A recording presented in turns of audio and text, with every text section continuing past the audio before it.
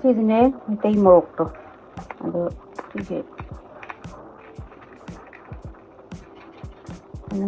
아이는 갖는 정도 실례나 시제제 저희는 합주니까 또 비었니 내가 이신 기떤 졸라라니까 이제 쪼래되나 저렇게 집록도 하다가 집 앞에 탐다니고 야삐래 집록도 하다가 시기 lumbu 사버서 탐하니 아동가 마판 수하라간다 뭐 얘는 시죠 이제 U-morok네 U-morok시죠 뭐 mapan sarapay akan to matun chong ba yenge aduga sina tilo angang ba yimaru ni si thage U-morok thabagi se ana mamang ke hi maru lokdo adudo ana jitlok ta hapaga si tinna che lumbu thai bu tamam mane ba ada khara mari tharmi adu kari thubam de lei ni yenge lei ke no mana loi chat pambi loi na hau ko nom to so as pambi e hau ni solid tawul jibloksta hapaga lumbu chaba mafamda thamminiba adum yumda kaygumba lumbu chaba mafam ledaga di dana jiblokta hapira loga maru fresh lokudinbo adu sisina aina chatlamdaida vacation chatlamdaida tharamdini si ahuba thagan kan tawusda mu thagadage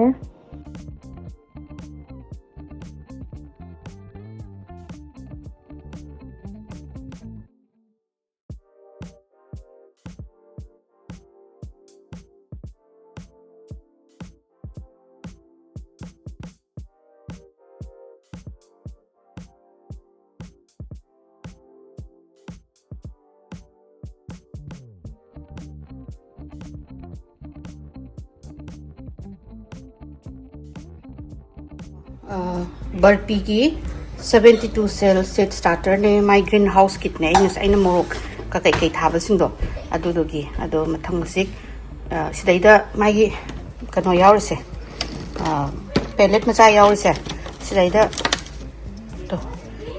इसिंग हापतोइनेबा अदो इसिंग हापकांदा चाउथोरकनी अदो चाउथोरकांदा मरुदो आइना नहान morok हापमबदो येंगो हजिकी कनोदो मागी seed starter की tray जे सुमाइने इसिंग तौरकन लाइबाक सिंग lion संदोरे अदुगा सिजना U-morok ने U-morok था जंगिदो सि ट्रू लिप्स का थोलक हाउरे सिकी कनो सिम लोइन पांदी नेदी बल्ले तारने अदि यात्रे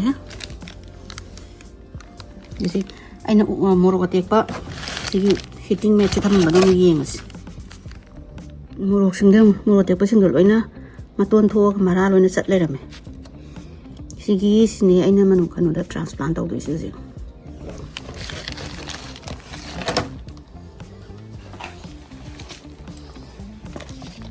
garage ta dum thamme doga tharage na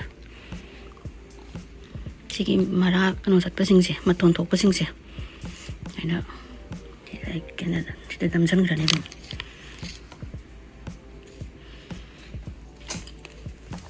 Jek morok atek pasing do loin hapsan gare yam badlena sigi kakhan ama ani ahum mari thare sigi ai makhum jina green house am tawpina ba sumaina khumjalaga heating ko sina heating mat ne sigi mai samisina anduga mai jahi pujalani sigi kono mai sumaina pujalaga hojek aina thaba hawdoi se mayam de mathak usarake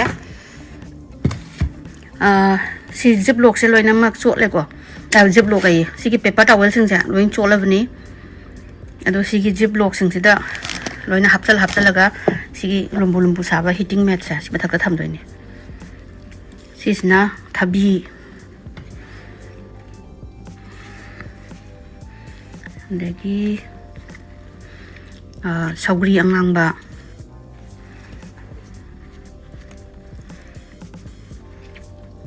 hawai sangbiga khamen sangbiga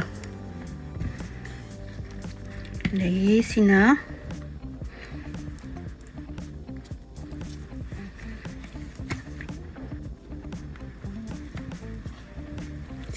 belendri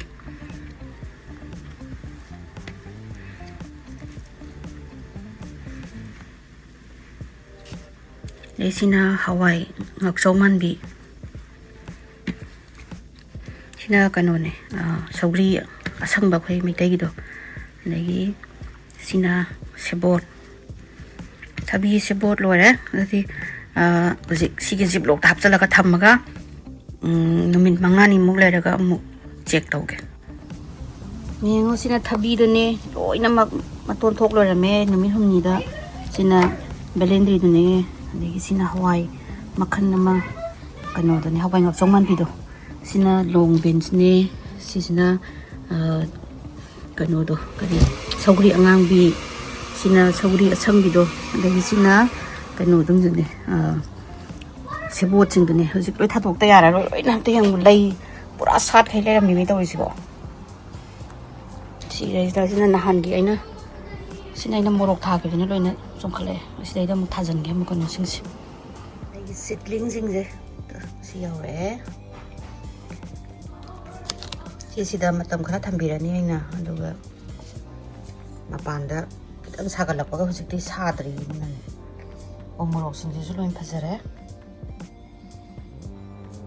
hogule hojik morok atekpadagi thabi dagi belendri dagi dagi sebot dagi hawai ngokchok manbi dagi O-morok dagi loin phagle si kitang chakola kanda mu tharani aduga thar matungda amu ucharake hojikidi si sauba ngairage Hi myam, today's video is in collaboration with HBN mechanical timer, energy saving. It comes in 2-pack and I got this 2 mechanical timer. I'm gonna use this for my indoor planting and I'm gonna show you how to use and how effective it is.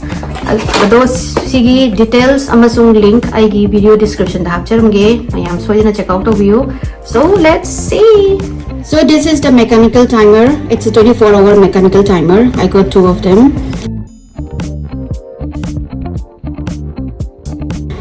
The black part indicates from 12 p.m. to 12 a.m. and the white part indicates from 12 a.m. to 12 p.m. The arrow indicates the current time of the day. So it's 7 o'clock, so I have put it on 7 o'clock. Each pin represents 30 minutes. Pin down is on and pin up is off. To start, we have to pull back the black pins to the upper position.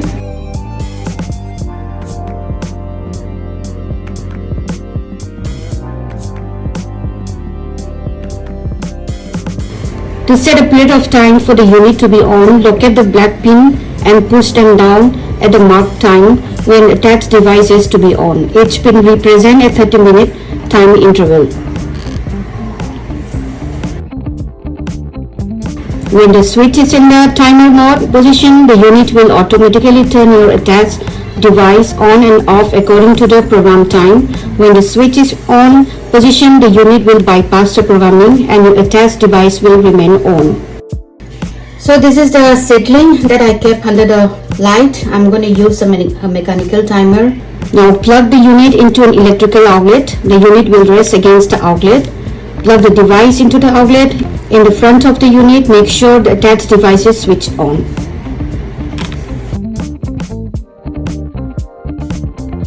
Sigi products say home lamp, yum dalaiba lamp, adagi humidifier, decorating tree lights, adagi fan, stand fan, adagi home aquarium, aduga plant lights, aduga many more you can use this mechanical timer.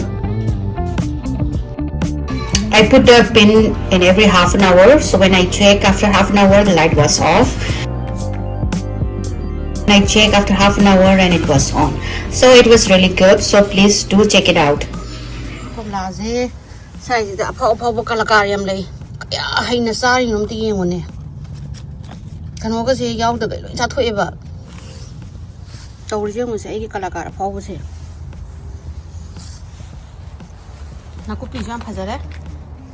Kaga sakalapodagi komla singje sida laire to hanayam zu he mathangda zu ken dana lay la he ngai su sa ba ngamdre ꯀꯂꯥꯀꯥꯔꯁꯤꯗ ꯂꯩꯔꯦ two ꯑꯁꯤꯒꯤ ꯀꯩꯅꯣꯁꯦ ꯀꯂꯥꯀꯥꯔꯁꯦ ꯁꯤꯁꯤꯅꯅꯦ ꯂꯣꯏꯅꯃꯛ ꯑꯩꯒꯤꯗ ꯍꯦꯛꯑꯒ ꯃꯥꯅ ꯆꯥꯊꯣꯛꯏ ꯃꯌꯥꯝꯁꯦ ꯅꯄꯥꯛꯄꯤꯒꯁꯤꯁꯨ ꯂꯣꯏ ꯐꯒꯠꯂꯛꯑꯦ ꯍꯧꯖꯤꯛ ꯁꯥꯒꯠꯂꯛꯄꯗꯒꯤ ꯐꯛꯄꯥꯏꯁꯤꯗꯤ ꯂꯥꯏ ꯑꯣꯜꯂꯦ ꯁꯤꯅ ꯐꯗꯤꯒꯣꯝꯅꯤ ꯃꯔꯨ ꯂꯪꯈꯤꯕꯁꯤꯡꯁꯤꯁꯨ ꯐꯒꯠꯂꯛꯑꯦ ꯁꯤꯗ ꯐꯅ ꯀꯨꯏꯅ ꯃꯔꯨ ꯑꯃꯨꯛ ꯂꯧꯔꯒ ꯑꯩꯅ ꯊꯥꯈꯤꯕꯅꯦꯕ ꯍꯪꯒꯥꯝꯁꯤꯅ ꯌꯥꯗ ꯃꯀꯥꯒ ꯐꯖꯅ ꯁꯤ ꯊꯑꯣꯏꯅ ꯊꯥꯔꯒꯅ ꯍꯧ ꯌꯥꯗꯦꯕ ꯁꯤꯒꯤ ꯍꯪꯒꯥꯝꯁꯦ ꯑꯗꯨꯒ ꯇꯧꯔꯤꯁꯦ ꯌꯦꯡꯉꯣꯅꯦ ꯁꯤ ꯐꯥꯟ ꯃꯈꯥꯁꯤꯗ ꯀꯌꯥ ꯐꯖꯅ ꯍꯧꯔꯤꯅꯣ ꯊꯑꯣꯏꯅ ꯊꯥꯕꯗꯅ ꯆꯥꯎ ꯍꯦꯟꯗꯦ ꯍꯤꯡꯒꯣꯜꯁꯤꯡꯁꯦ ꯐꯒꯠꯂꯛꯑꯅꯤ ꯍꯧꯖꯤꯛ ꯁꯥꯒꯠꯂꯛꯑꯗꯤ ꯁꯤꯒꯤ ꯈꯥꯃꯦꯟ ꯑꯈꯥꯕꯤꯁꯤꯕꯨ ꯍꯟꯗꯛ ꯄꯥꯟꯗꯣꯏꯔꯥ ꯈꯪꯗꯦ ꯅꯍꯥꯟꯃꯨꯛꯇꯤ ꯄꯥꯜꯍꯧꯗ꯭ꯔꯦ ꯁꯤꯅ ꯃꯅꯤꯄꯨꯔꯒꯤ ꯇꯤꯜꯍꯧꯗꯨꯅꯤ ꯑꯩ ꯐꯅꯌꯥꯝꯗꯤ ꯍꯦꯛꯑꯒ ꯃꯣꯔꯣꯛ ꯃꯦꯠꯄ ꯈꯣꯠꯄ ꯏꯔꯣꯟꯕꯗ ꯊꯥꯛꯑꯦ ꯍꯋꯥꯏ ꯊꯔꯥꯛꯁꯨ ꯄꯥꯟꯕ ꯍꯧꯔꯦ ꯍꯋꯥꯏ ꯊꯔꯥꯛ ꯌꯥꯝ ꯐꯖꯅ ꯄꯥꯜꯂꯦ ꯁꯤ ꯃꯆꯥꯁꯦ ꯈꯛ ꯊꯥꯕꯗ ꯐꯖꯅ ꯍꯧꯔꯦ ꯁꯤꯅ ꯆꯝꯇ꯭ꯔꯨꯛꯅꯦ ꯃꯔꯨ ꯂꯧꯕꯒꯤ ꯃꯊꯪ ꯅꯤꯡꯊꯝꯊꯥꯒꯤ ꯁꯤꯖꯟꯒꯤ ꯃꯔꯨ ꯂꯧꯅꯕꯅꯤꯁꯤꯅ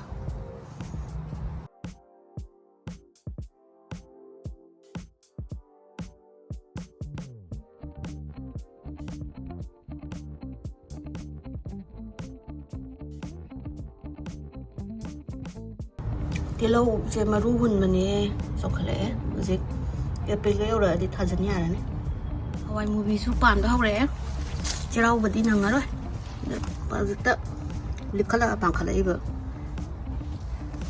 ꯃꯔꯛꯁꯤꯗꯅ ꯆꯝꯇ꯭ꯔꯨꯛꯅꯤ ꯄꯥꯟꯈꯠꯂꯛꯑꯦ ꯃꯅꯥꯁꯤ ꯀꯣꯠꯂ ꯆꯥꯕ ꯌꯥꯝ ꯍꯥꯎꯋꯦ ꯃꯣꯟ ꯃꯣꯟ ꯂꯥꯎꯔꯒ ꯍꯧꯖꯤꯛꯇ ꯄꯥꯜꯂꯛꯑꯦ ꯃꯥꯁꯦ ꯍꯥꯏꯁꯤꯅ ꯍꯪꯒꯥꯝ ꯃꯔꯨ ꯇꯥꯈꯤꯕꯗꯣ ꯑꯗꯨꯅ ꯃꯊꯟꯇ ꯍꯧꯖꯔꯛꯄꯅꯦ ꯑꯗ ꯅꯥꯄꯤꯁꯤꯡꯁꯤꯅꯕꯨ ꯍꯦꯟꯅ ꯑꯩꯅ ꯒꯥꯔꯗꯦꯅꯔꯗ ꯐꯨꯗꯣꯛꯀꯅꯣꯅ ꯇꯧꯕꯗꯒꯤ ꯍꯥꯏ ꯊꯝꯃꯝꯃꯦ ꯆꯝꯐꯨꯠ ꯆꯥꯕ ꯍꯥꯎꯔꯅꯤ ꯃꯔꯨ ꯂꯩꯕꯁꯤꯡꯁꯤꯅ ꯑꯃꯨꯛ ꯁꯤꯗ ꯑꯃꯨꯛ ꯇꯥꯍꯟꯗꯣꯏꯅꯤ ꯑꯗꯨꯒ ꯃꯊꯟꯇ ꯅꯤꯡꯊꯝꯊꯥꯗ ꯍꯧꯒꯠꯂꯛꯑꯦ ꯅꯣꯡ ꯆꯨꯕꯗ ꯀꯣꯕꯤꯁꯦ ꯃꯃꯥꯡ ꯆꯍꯤꯒꯤ ꯀꯣꯕꯤ ꯂꯣꯏꯅ ꯁꯨꯝ ꯐꯨꯛꯇꯣꯛꯇꯕ ꯁꯨꯝ ꯊꯝꯕ ꯑꯗ ꯃꯊꯟꯇ ꯃꯄꯥꯟ ꯁꯥꯒꯠꯂꯛꯑꯦ ꯁꯤ ꯃꯇꯣꯟꯁꯦ ꯁ꯭ꯇꯔ ꯐ꯭ꯔꯥꯏ ꯆꯥꯕ ꯍꯥꯎꯕꯅꯦ ꯂꯐꯨꯁꯤꯡꯗꯨꯁꯨ ꯂꯣꯏ ꯆꯣꯡꯈꯠꯂꯛꯑꯦ ꯍꯧꯖꯤꯛ ꯁꯥꯒꯠꯂꯛꯄꯗ ꯅꯤꯡꯊꯝꯊꯥꯗꯗꯤ ꯑꯃꯠꯇ ꯌꯥꯔꯣꯏꯗꯕꯅꯦ ꯁꯤꯁꯤꯃ ꯂꯦꯟꯕ ꯌꯥꯔꯅꯤ ꯁꯤ ꯂꯐꯨꯁꯦ ꯁꯤ ꯂꯐꯨꯁꯦ ꯂꯦꯜꯂꯒ ꯆꯥꯕ ꯌꯥꯔꯅꯤ ꯂꯐꯨꯁꯦ ꯐꯅꯌꯥꯝꯗꯤ ꯆꯥꯎꯈꯠꯂꯛꯑꯦ ꯑꯗ ꯂꯐꯣꯏ ꯄꯥꯟꯕꯁꯦ ꯂꯐꯣꯏꯁꯤꯗꯤ ꯃꯨꯟꯗ꯭ꯔꯦ ꯌꯥꯝ ꯅꯨꯡꯁꯤꯅ ꯌꯦꯡꯉꯣ ꯀꯩꯅꯣꯁꯦ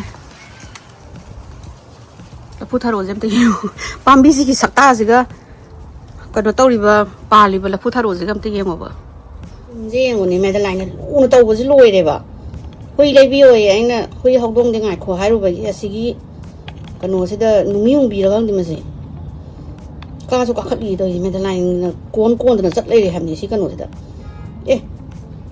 ꯑꯣ ꯅꯌꯨꯝꯗ ꯆꯦꯜꯂꯁꯨ ꯌꯥꯗ꯭ꯔꯦ ꯂꯦꯖꯤ ꯅꯌꯨꯝ ꯆꯠꯂꯣ ꯌꯥꯔꯦ ꯆꯨꯝ ꯅꯨꯃꯤ ꯌꯨꯡꯕꯤꯅ ꯆꯠꯅꯤꯡꯗ ꯇꯧꯔꯤꯁꯦ ꯌꯦꯡꯉꯨꯅꯦ ꯕꯦꯝꯃꯅ ꯂꯨꯅ ꯇꯧꯕꯁꯤꯗ ꯃꯅꯥꯛꯇ ꯁꯨꯝ ꯂꯩꯅꯤꯡꯉꯕꯖꯥꯠꯅꯤ ꯃꯥ ꯃꯣꯏ ꯀꯩꯅꯣ ꯆꯥꯕꯅꯤ ꯆꯤꯆꯦ ꯃꯣꯁꯀꯤꯇꯣ ꯑꯁꯤꯕ It's a western fence lizard. ها It's a western fence lizard. It's a female. female ose ꯊꯝꯕꯤꯔꯣ ꯃꯥ ꯁꯨꯝ ꯅꯥꯀꯟ ꯊꯝꯃꯨꯔꯣ I'm trying to put it back inside the thing. ꯁꯤ ꯊꯝꯃꯨꯅꯣ ꯁꯤꯅꯤꯌꯦ Okay. ꯃꯥꯏ ꯃꯀꯣꯟꯅ ꯊꯝꯕꯤꯔꯣ ꯅꯪ ꯃꯥꯏ ꯃꯀꯣꯟꯁꯦ ꯂꯣꯏꯅ ꯃꯦꯗꯂꯥꯏꯟꯅ ꯁꯦꯝꯃꯤ ꯃꯀꯣꯟꯁꯦ ꯂꯩꯒ ꯍꯥꯞꯆꯟꯗꯅ ꯏꯁꯤꯡꯗꯨꯗꯤ I have a water bottle. Thank you. ꯕ꯭ꯂꯦꯡꯀꯤ ꯀꯥꯏꯅ ꯕ꯭ꯂꯦꯡꯀꯤꯒꯗꯣ ꯎꯞꯄꯤꯗꯅ ꯂꯣꯏꯔꯦ ꯃꯤ ꯇꯧꯔꯤꯁꯤꯕꯨ ꯆꯨꯝꯃꯤꯅ ꯇꯧꯔꯤꯁꯤ ꯂꯣꯏꯔꯦ I get this. ꯁꯤꯅ ꯃꯥꯏ water ꯕꯣꯜꯂꯣ Yeah. And then I put water here. See, sometimes stick it.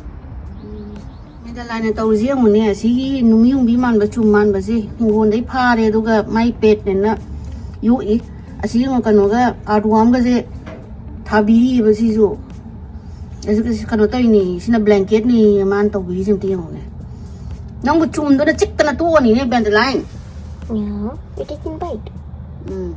It's a good baby. Good ꯕꯦꯕꯤꯔꯣꯗꯣ ꯆꯥꯕꯨ ꯆꯥꯕ꯭ꯔꯣ ꯅꯪ ꯀꯩꯅꯣꯗꯨꯕꯨ ꯂꯤꯂꯤꯗꯨꯕꯨ ꯅꯪ ꯀꯔꯤꯕ ꯂꯤꯖꯤꯑꯕ Yeah, Lizzie. It's a ꯆꯥꯕꯨ grass. ꯆꯥꯕ꯭ꯔꯕ ꯃꯥ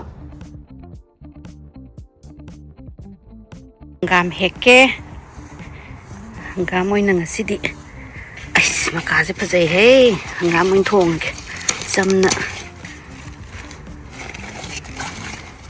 Sidayda oina thaule thaoina tharadi sigi haudabise.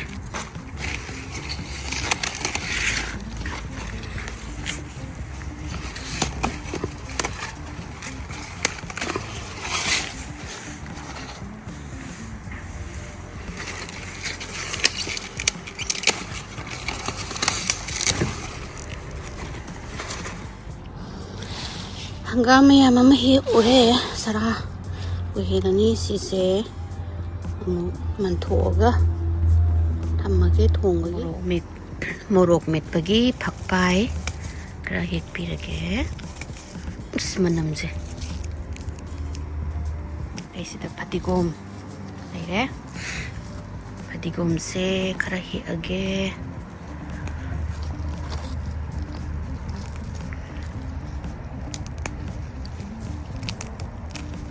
manamje skonu sima na pakpi khara mu set lage aina kuning thamda da ko lela ga sabada mas pikchan grabane adagi amuk sagalakpadagi mu phagalaine ngai komla ga se na tuning khok ren amit pada hapage Marase how Marase Tole. Sikra Mapu again. Siniaranida. Tapi kuni kakide. Sing sale.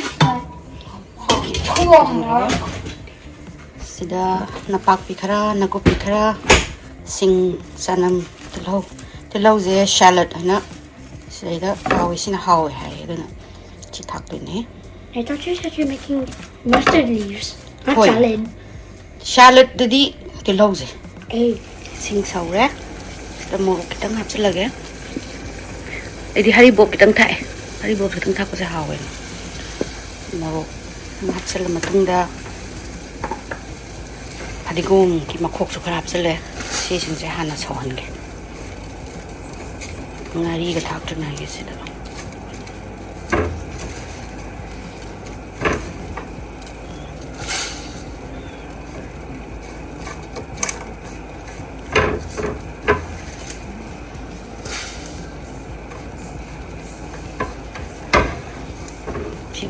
Brong saurakandah ngariga nak setapin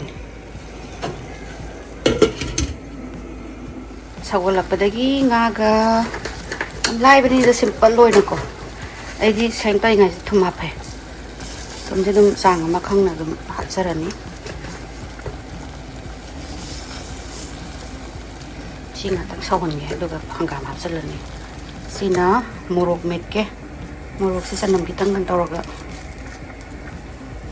hangam hapsale yung gi hangam meduna maka chawjo bijo sidi challoi dori namjal lage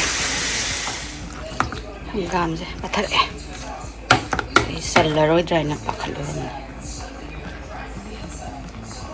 ina ko mix seafood ne ba mix seafood ne alu ga hawaijar ga hapakanda ngaudoini mayam try to dim tang to bi yam haubani ngau bai se nakopi tilho sanam sing sigadum kanghou hoina ngaubuda dumai dum ngaubuda da sik khara mulak e harak hoida kanu hawaijar hapsan di bani da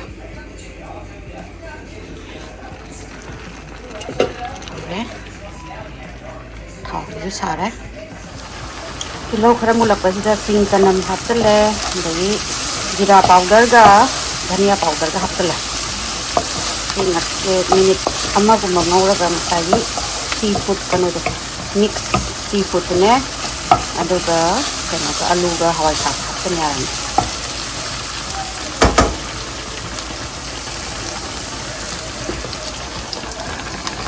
ram yesu mun sale yang kanna para pat kanin ge na kala ge yumdagi yobu padigom gane sise thaksalak yarani thapsandra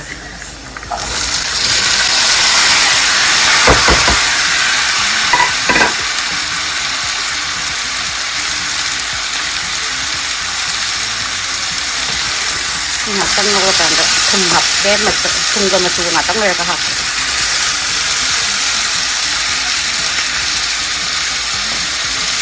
thum mga ngatang thamjange je alu je khara thuna munnaba ado check ti khaga tawdaba yade ko aidi kasanbra ko sanbra na tha khare machu gidang thae morok te pathae aduga sigi bem sigi mix kanu je masala se sikha thake manam sinaba seafood se manam je khara ko ma se khara kalleba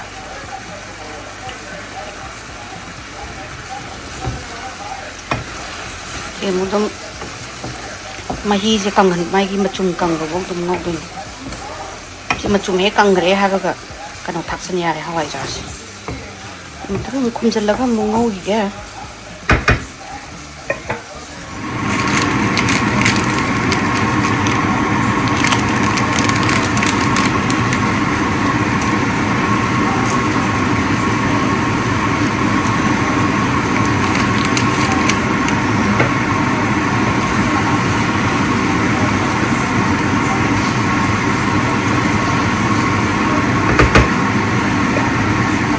ba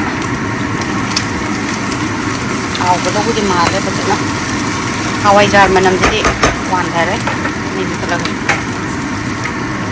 adi go sis kai gumba thai basil gumba le raga di thai basil khara hapchan ba yam haw ni manam ore je morok me laga sa be arani then loire morok kanchi met pa thabi kalen ni thabi haure omelette ama leire hangam thong ne kanghou ne sina koi hero gi charuk ne